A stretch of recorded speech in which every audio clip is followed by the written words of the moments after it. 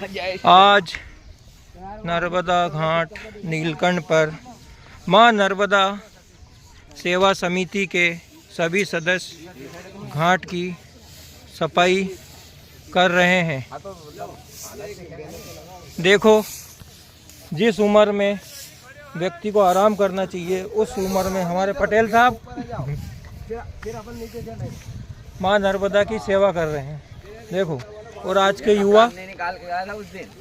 युवा कुछ नहीं, व्हाट्सएप, फेसबुक, इंस्टाग्राम पे लगे रहते हैं। कैसा?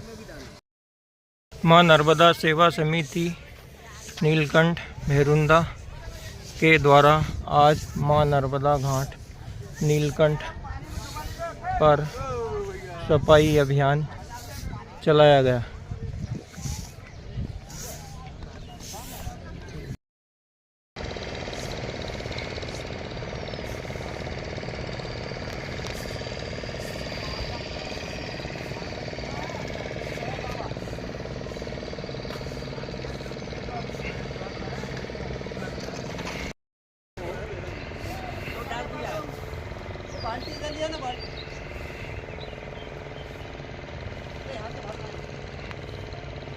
आ जाओ।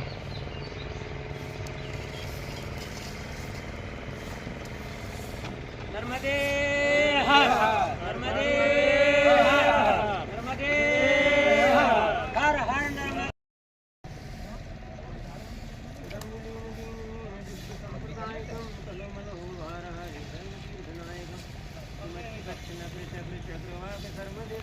पाप